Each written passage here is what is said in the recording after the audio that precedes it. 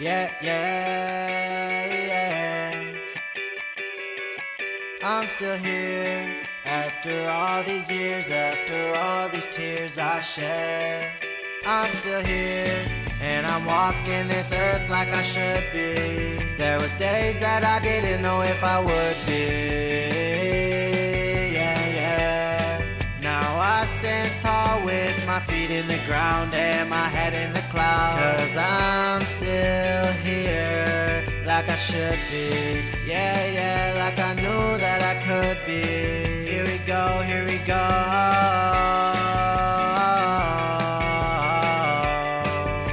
I'm still here.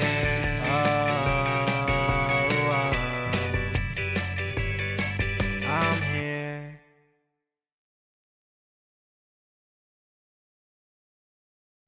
Welcome back. Our series is continuing this week, and I have another person with me. Lucky me. I'd like to introduce everyone to Gillian. And Gillian, I'm just going to hand things over to you if you want to tell the world a little bit about your story. Okay, thanks. Thank you for having me. And thank you for Sure. doing this podcast because it's really good for us to know that there's other survivors out there that are smiling and thriving, that it's possible to do that with metastatic cancer. Mhm. Um, so yeah, I've been living with metastatic cancer for 20 years now. My initial diagnosis was in 2002, and I had stage 3 at the time. Okay. And I went through the partial mastectomy, I had the chemo, I had the radiation, started the hormone therapy, and thought, oh, yeah, I'm done. I'm a survivor. And Yeah. then, yeah, so many of us think that. And Mhm. then a couple of years later, it was 2005, and I was just turning 30. I just turned 39. And I had this weird burning sensation in my rib and couldn't sleep, and it was getting worse and worse. And then my little girl, who was just a little over 2.5 at the time, climbed up on the counter, and oh no, she would have been 4 at the time. She climbed up on the counter and jumped into my arms, and I heard it, and I felt this, Yeah. and just extraordinary pain. And I was so stupid, I figured I'd pulled a muscle, because Okay.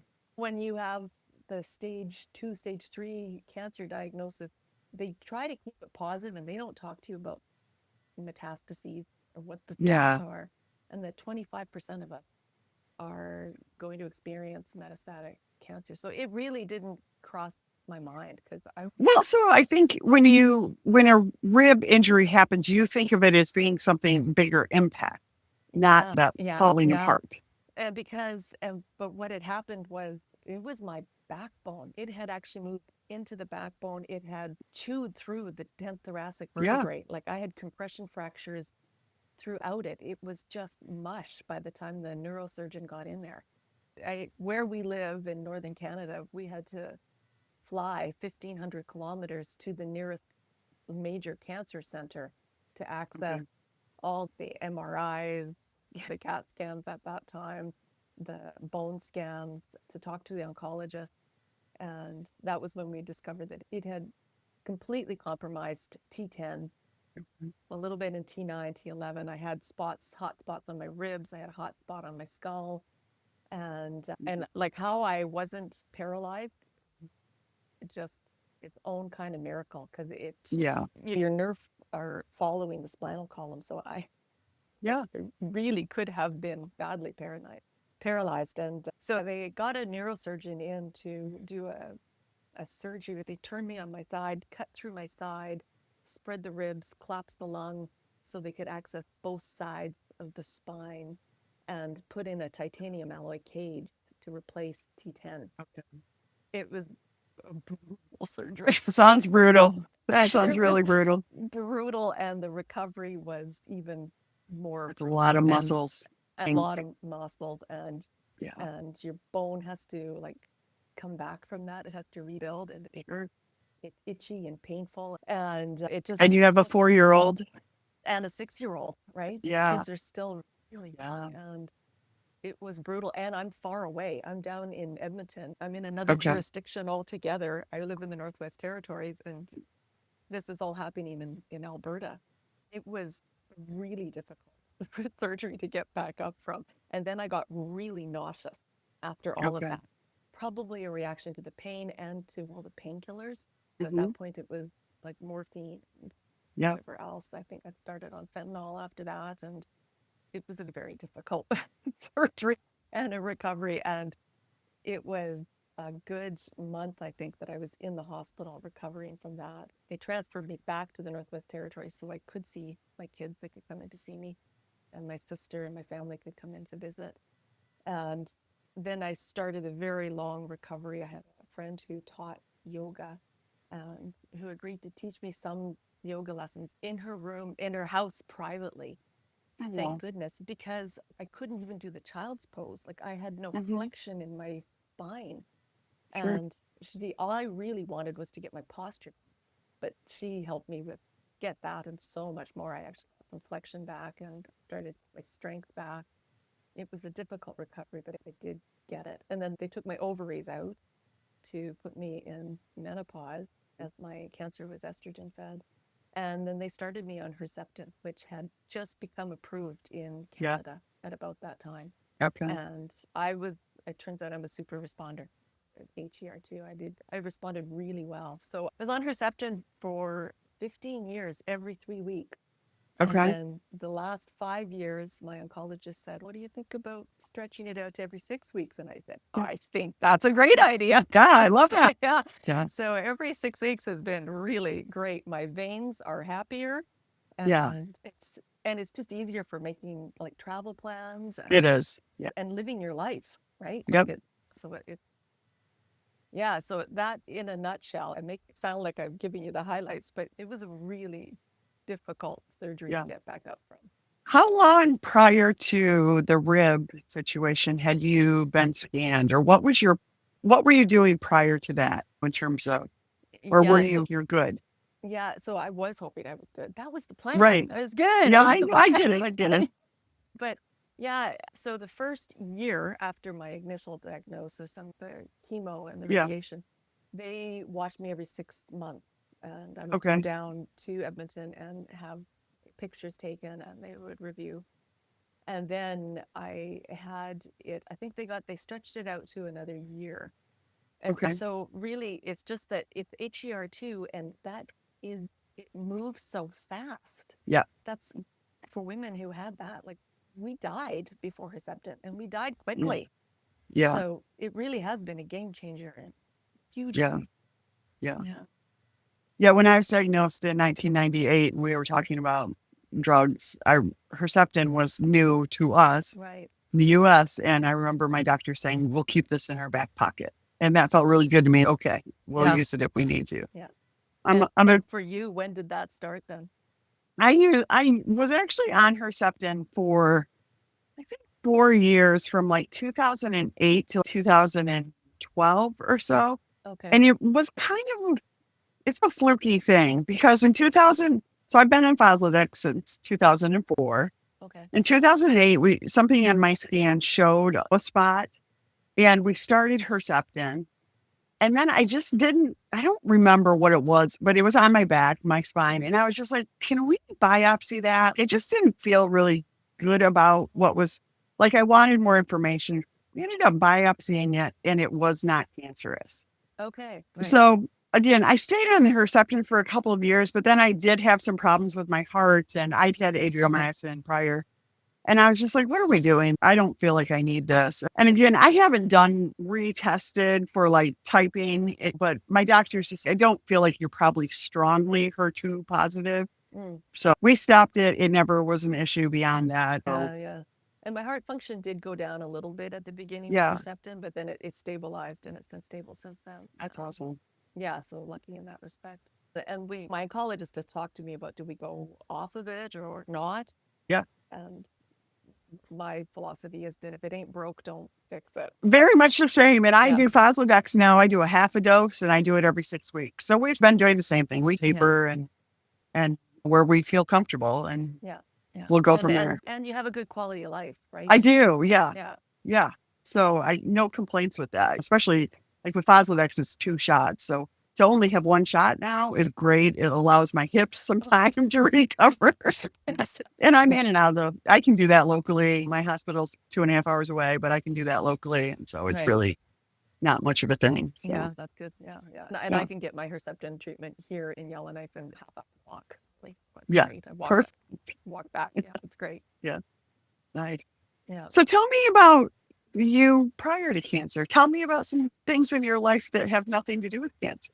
Oh, yeah. I love this question actually because you forget, right? Yeah. You are more than your diagnosis. Yeah, you do Madly. forget. I'm very musical. I like to play instruments and I like to sing. I like to dabble in songwriting. And we, like, now that I've got my strength back, we've gotten into hiking and do a lot of the end-to-end walks. My husband and I just finished the Camino Santiago in northern Spain. Oh yeah, you were saying that. That's so Yeah, cool. yeah, it was really tough, Oh, I've heard. Yeah. but it was good, and I'm glad we did it. Glad I did it. How long of a in trip was Oregon. that? How long? So for a lot of people, it's 6 weeks. We're older, so we scheduled rest days every 3 or 4 days. And then there's a big flat piece in northern Spain, which is very similar to our Saskatchewan.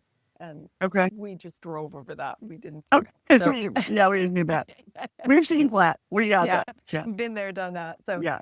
so we walked for about a little over 3 weeks. So 450 kilometers, I Okay. think. Yeah, That's really cool. But yeah, it was good. It was a good trip. Okay. And then I guess the third thing is, yeah, I love puzzles and reading and learning languages and trying to keep the brain. Yeah, active brain. Exactly. Yeah. Yeah. What was going on in your life like before you were diagnosed initially the first time? I had gone back to work because I'd gone through the initial treatment. I'd gone back to work and I was working on a complicated file at the time. And it was just around Christmas. I had some holidays but I couldn't sleep. And it was Okay. just so weird. Like it was, but the kids were growing and it was just a really busy time and I was all done. Like I really did believe that I was Okay. finished. Yeah. And so you just don't think about that. But the work that I worked with the government of the Northwest Territories. They were actually a very supportive employer. As soon as the cancer had started to move, I was off work and I was off work for a long time. Like I was off work for 5 years because Yes. the prognosis was terrible. And so Absolutely. Same for me. I went immediately to disability and I was like, I'm going to be all in on either living or making the best of dying, whichever. Yeah, my prognosis was 18 to 24 months. And then 5 years later, I'm like, I'm not dead yet. Yeah. Yeah. So then I contacted them and I said, still alive? I'm still Do you think I'm still here? Yeah. And they were able to they sent me back to work basically, but they did, Okay. they called it work hardening. So you could work in the morning Okay. and work part-time. Oh, And great. yeah, they were really supportive. And the kind of work I was able to do, it worked. It worked just fine. And actually they got the best of me anyway. I'm a morning person. Yeah, they've got the best of my brain in the morning. In the afternoon, I would take a nap and then the kids would come home from school. And so I was present for them too.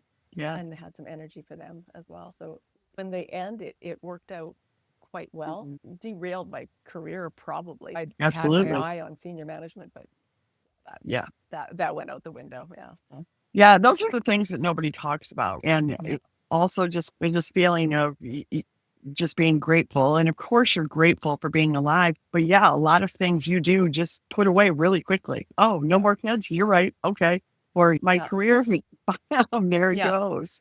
Yeah. And it's really a challenge, I think. It is a challenge because you think of that poem, like the road not taken, like you do wonder like what might have been. Yeah. But Yeah. But it's also that those are the cards you got and you Right. just make the best of it. Like it. Yeah. Your choices have been made for you. Yeah. How does having cancer impact your daily life? And we talked a little bit about, obviously work was a little different. Yeah. And I'm retired now, so it doesn't make much of a difference anymore. But at the time, A lot of difference. Like you're scheduling tests, and especially when we had to like schedule trips out of our territory to go to Yeah. Alberta, that required a lot of logistics, which meant my husband's schedule had to change to make sure that he was home to look after the kids as well. And that you're trying to make sure that your work scheduling, like project management projects that I'm working on, are lining up with I'm around to answer the questions if you're in front of If need committee or be. something. Yeah. It did impact Did us. you And feel like were you trying to also make any lifestyle changes, or you said with being able to work a little less was obviously great. Were you worried about how you were taking care of yourself?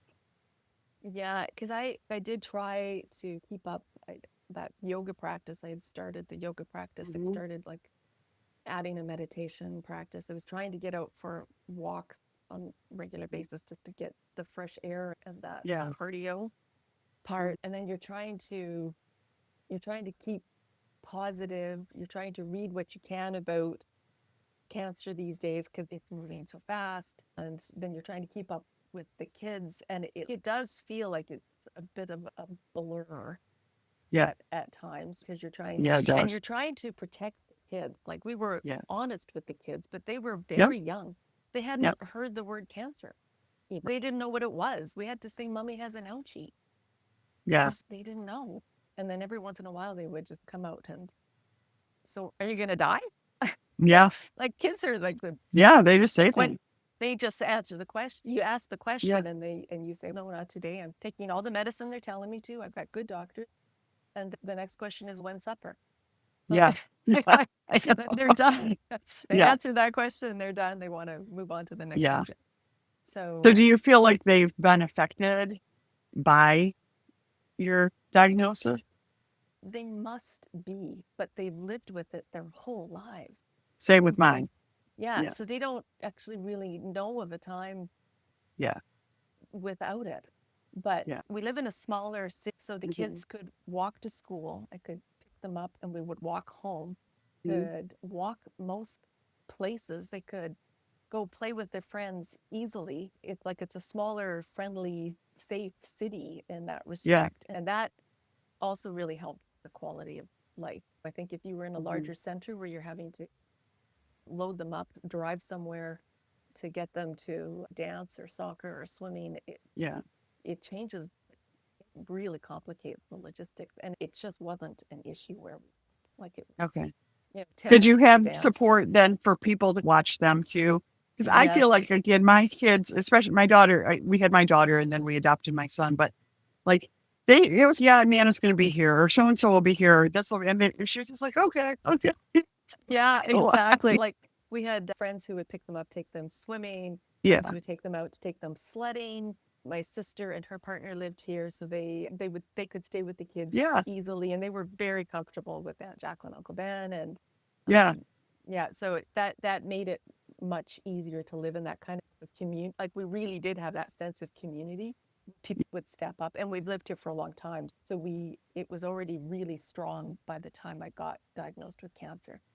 yeah. Do you feel like people know that you still have cancer or where are you at in that Right? stage Yeah. of thing? Like I'm sure a lot of people would be surprised to hear that I'm still getting cancer treatment because I don't Mhm. talk about it Sure. normally. I Yeah. joined a local action group that talks about breast Hmm. health, breast cancer. Yeah, like most of the time, I think most people don't think of me that way, Yeah. which is awesome. I'm really Right. glad of that. But Yeah. yeah, it's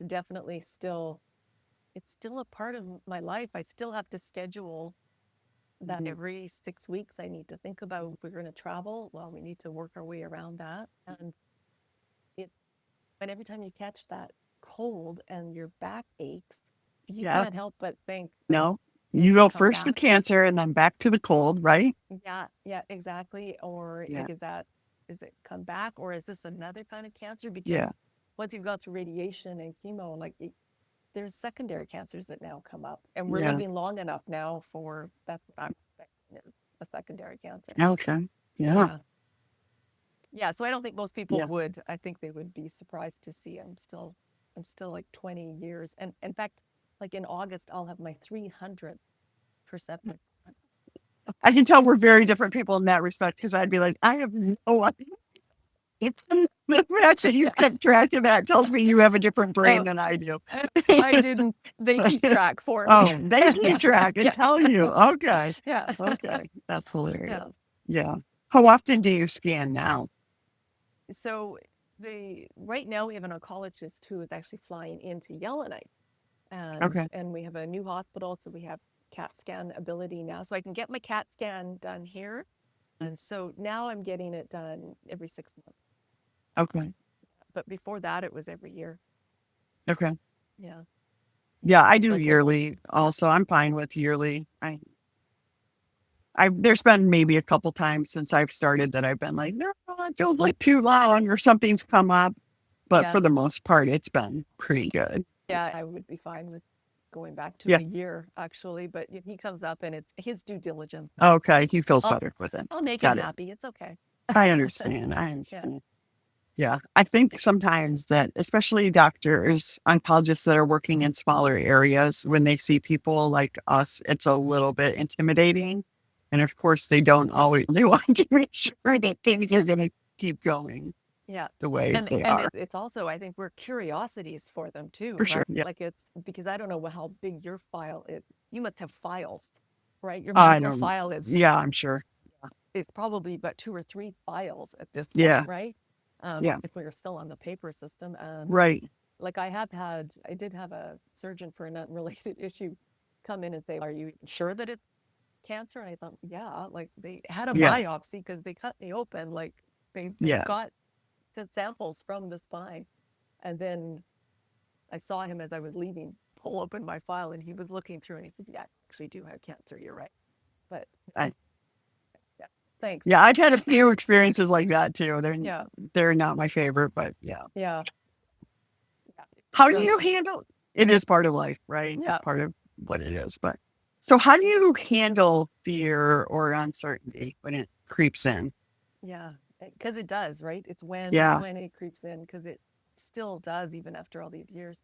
And I think I do handle it a little differently now than when it first, like it really was quite overwhelming at the beginning, right? Like Oh yeah. you are consumed with it. But once you're into like the decade, I say that I engage my inner Spock. I'm a Trekkie. Uh, I engage that inner Vulcan and go, look, I was just tested 2 months yeah. ago. Something would have shown up.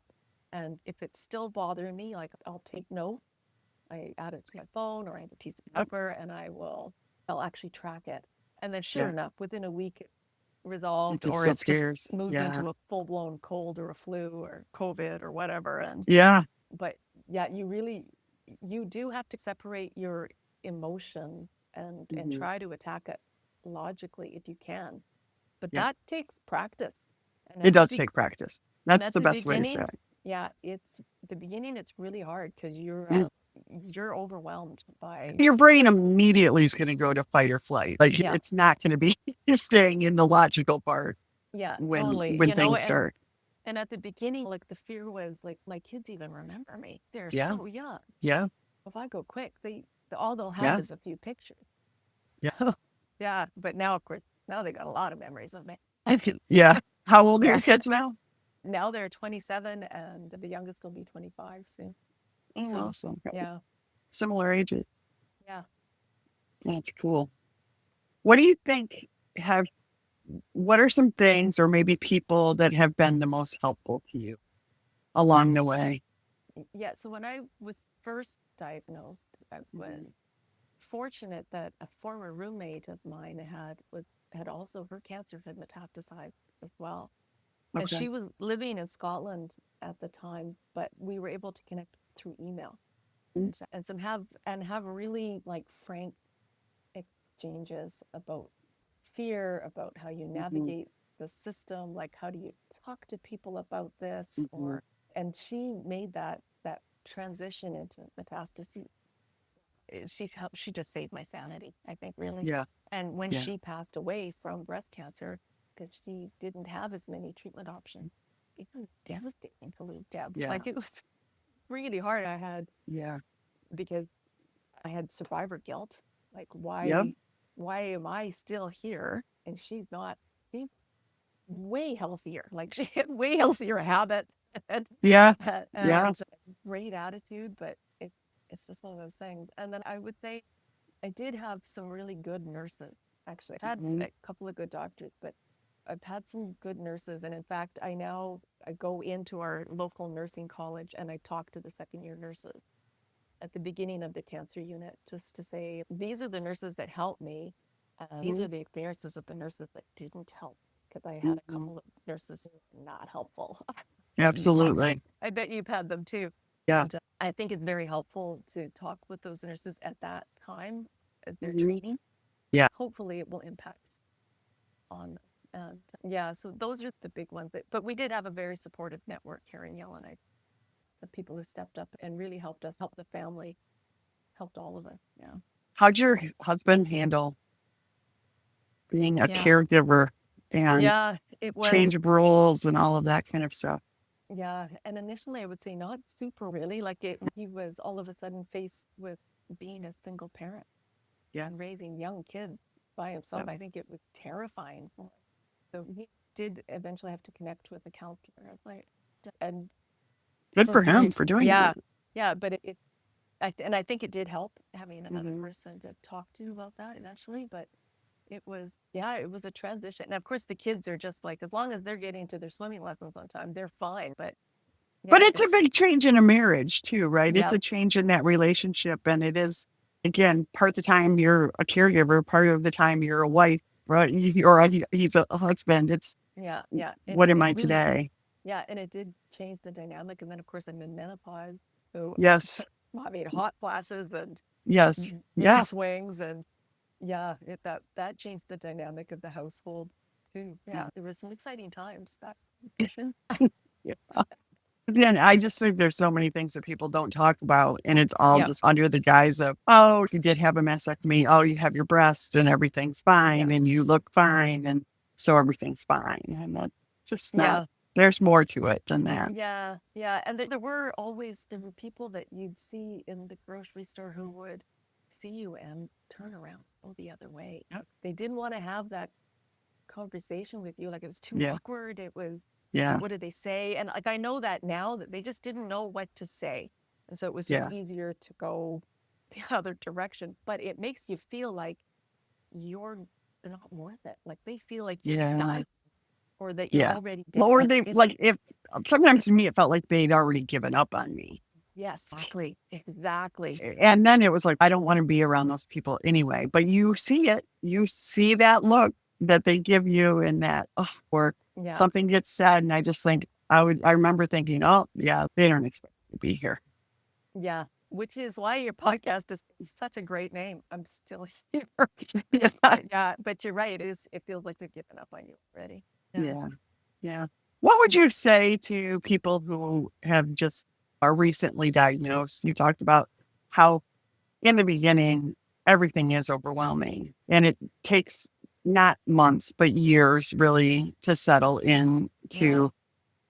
Do you have any tips or anything you would share with newly diagnosed? Yeah, I would say that it is terrifying because there have been people who've reached out to me, like in our small town, they've been newly Mhm. diagnosed, and like it is terrifying. Like it is. The fear that you're not being unreasonable. This is like a healthy Yeah. approach to a horrible situation because not many people really get to really face their mortality in a way that we are facing it. Yeah, I would say this is normal. You will figure it out. I have always recommended get a journal, write Mhm. it out. There is something really therapeutic about writing it out. It gets out of your brain and I agree. yeah, it helps you process it in a way that saying it aloud doesn't do it Mhm. either. Like it's writing it out. And if you don't want to keep a journal, write a letter to yourself and then burn it. Like that's Yeah. fine, or flush it down the Yeah. toilet, whatever. But Yeah. there is something really therapeutic about the journal writing stuff down. And then I would say that it is possible to survive. And I would also say none of this is your fault. You Yeah. haven't done anything wrong. You haven't eaten the wrong thing. It's Yeah. not that you didn't exercise enough. It's Yeah. you've done everything fine. This is your cells in your body that are reproducing uncontrollably, they're having a rager. Yeah. This is Yeah. not your fault. And Right.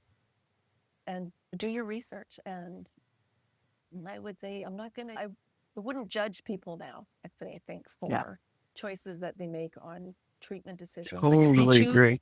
if they choose to stop treatment, I'm not going to judge you. It's really, some of the treatments are really hard.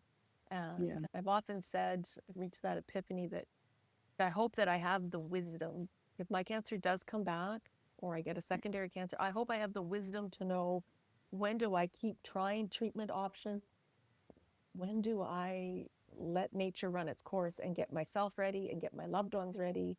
Like, when do I Mhm. accept it? So I hope Mhm. I have the wisdom Mhm. to make that discerned but it's really hard, and I would never judge anybody now when Yeah. they make those tough decisions. Yeah, I It's agree with that. yeah. Even just, I'm an occupational therapist by Okay. trade. That's my career. And I've worked a lot also in nursing homes. And I see so many people Yeah. that are there and their loved ones are like, come on. And they're like, I'm tired. I've lived a good life. And I'm like, And I'm hold on. hurt. And I'm Everybody okay. Yeah. Yeah. And Yeah. I'm okay with, and it's called that. Yeah. I, it's not defeat. It's Like, not, yeah. it's just It's part a of life. it's just Right. it's actually a choice that you do Yeah. get to make, right? Yeah. And Yeah. a journey that where you often don't have a lot. Yeah. Yeah.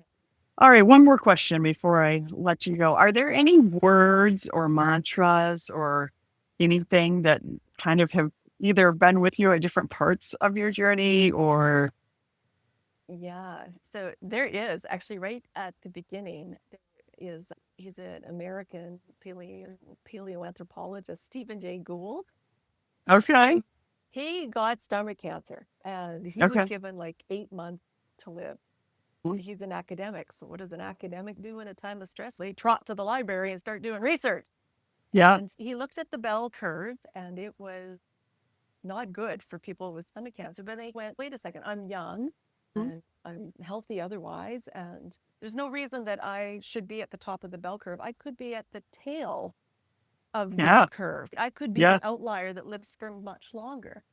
yeah. And then he came up with this line that averages are the abstraction, variation is the reality. And it's a really great line because I love it. cancer statistics are all about averages, right? And Yeah, they've crunched the numbers to make it into this abstract number that they can wrap their heads around. Well, you and I, we're the variation. And I don't know if real. you're familiar with my story, but my brother, so when I was first diagnosed, my brother was just out of medical school.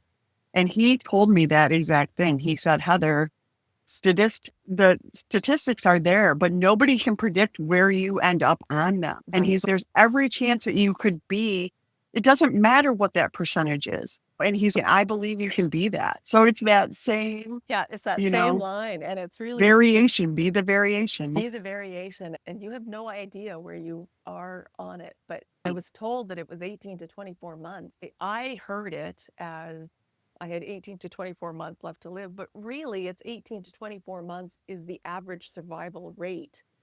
And he might have said it that way, but of course you're in a haze of drugs, Yeah, but even fear, and that though, I everything like just that. think, again, I don't know if that's the way we go forward with talking to people about that. Because Yeah, what if we didn't say those numbers and then people just kept yeah, defying those odds that they're yeah, collecting? yeah. And when I would say, if you are the kind of person who can live with not asking, then you should totally do that. Me and my curiosity, I had to ask, what are we talking Yeah, I about? didn't ask, but I got told a few things Smart cookie. without Yeah, before I right. can shut people up. So Yeah. it is just crazy. Is there anything else you would like to tell my listeners, to our listeners, before we say goodbye? Yeah, that it is possible. Like there are new drugs and new therapies coming out every Yeah. single week.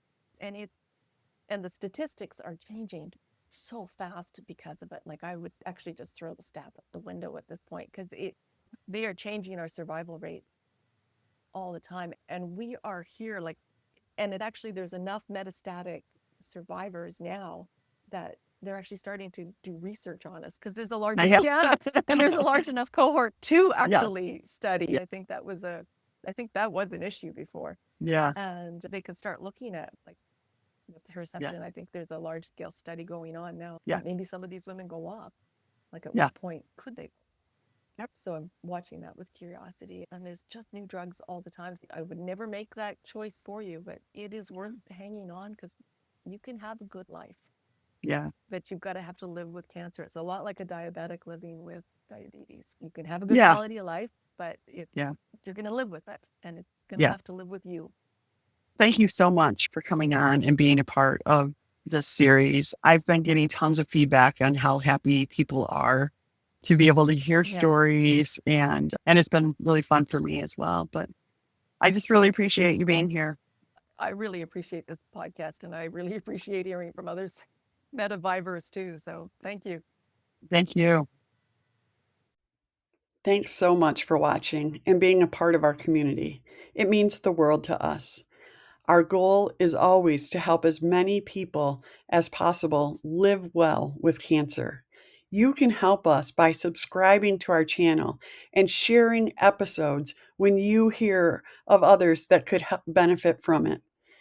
We really appreciate your time spent with us and your commitment to offering hope and inspiration to others.